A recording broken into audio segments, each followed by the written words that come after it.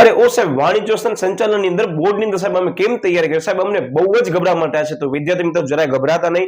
હું તમને કહી દઉં છું કે આ વિડીયોના લિંક સેક્શનની અંદર અથવા આપણી ચેનલના લિંક સેક્શનની અંદર જઈને તમે ચેક કરશો તો મેં 12 ટાસ્ક મૂક્યા છે, અને 12 ટાસ્કમાંથી વિદ્યાર્થી મિત્રો અવશ્ય તમને જે છે એ કાલના પેપરમાં જોવા મળશે જ.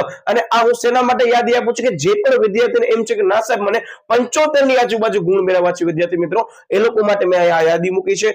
ખાસ બીજી બાબત કે તમે પરીક્ષાની અંદર જે સમયનું આયોજન કરતી વખતે ખૂબ જ મૂંઝવણ થાય છે વિદ્યાર્થી મિત્રો, તમે આનો ખાસ સ્ક્રીનશોટ લઈ લો અને તમે તમારા મિત્ર વર્તુળ જેને સુધી આ વિડીયો પહોંચાડો કે જે લોકોને એમ છે કે સાહેબ અમારો પેપર પૂરો નથી થતો, તો આ રીતે કંઈક આયોજન કરવાનું છે. તમે જોઈ શકો છો 20 મિનિટ મેં એક્સ્ટ્રા રાખી છે, અને આરામથી પેપર વિદ્યાર્થી મિત્રો માગ્યા મુજબ તમે આપજો.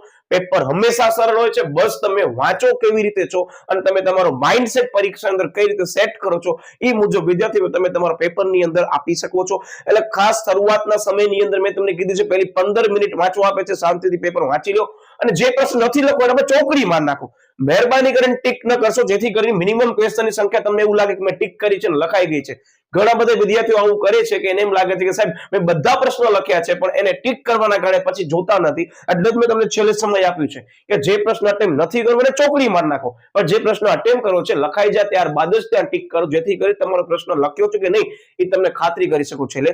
તો વિદ્યાર્થી મિત્રો શાંતિથી પેપર લખજો. ડિસ્ક્રિપ્શનની અંદર મેં 12 ટાસ્ક મૂક્યા છે. હજી કીધું 12 ટાસ્ક તમે વ્યવસ્થિત કરી લીધા અથવા તમે કાંઈ નથી કર્યો, હાલો હું તમને એમ કહું છું કે તમે વાણિજ્ય સંચાલન અંદર કાંઈ નથી કર્યો વિદ્યાર્થી મિત્રો, 12 ટાસ્ક કરી લેજો, તમને આરામથી પાસ થઈ જશો. મારો શબ્દ ધ્યાનથી સાંભળજો, આરામથી જેને પાસ થવું છે વિદ્યાર્થી મિત્રો એ આ ખાસ વસ્તુને ફોલો કરે અને તમે તમારા મિત્ર વર્તુળને જે પણ વિદ્યાર્થીને હજી પણ ગભરામણ થાય છે એ લોકો સુધી આ ખાસ વિડીયો પહોંચાડો કે વાણિજ્ય વ્યવસ્થાના સંચાલનની અંદર કઈ રીતે આજે આપણે બેસીને આયોજન કરવાનું છે.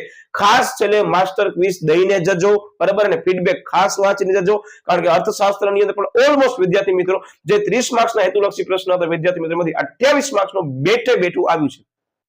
જેને ક્વિઝ આપી હતી અને વિભાગ એ અને બી ના વિડીયો જોયા હતા એમને પૂરેપૂરી ખાતરી છે કે એ વસ્તુ કેવી રીતે પૂછવાની હતી. ઇવન મેં ઘણી જગ્યાએ વચ્ચે ટ્રિક્સ પણ સમજાવી હતી સેક્શન એ અને બી ની અંદર, જેનાથી ઘણા બધા વિદ્યાર્થીઓને ફાયદો થયો છે. જેમ કે તમને એક્ઝામ્પલ કહું, હું સમગ્ર ચર્ચા નહીં લઉં, ગોવા વાળો એમસીક્યુ મેં તમને કરાવ્યો હતો, બરાબર, અને ઈ જ પૂછાણો છે ને ગુજરાત અને ભારતની અંદર પ્રમાણ પણ ઈ જ પૂછાણો છે. તો વિદ્યાર્થી મિત્રો તમે મારા ઉપર વિશ્વાસ મૂકશો તો ગેરંટી સાથે કહી શકું છું કે આવનાર જે તમારો વાણિજ્ય વ્યવસ્થા અને સંચાલનનો પેપર છે ખતરનાક જવાનો છે, બરાબર.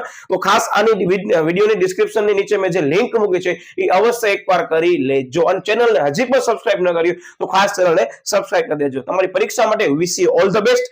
ભૂલતા નહીં, આનો ખાસ સ્ક્રીનશોટ પાડી લેજો, બરાબર.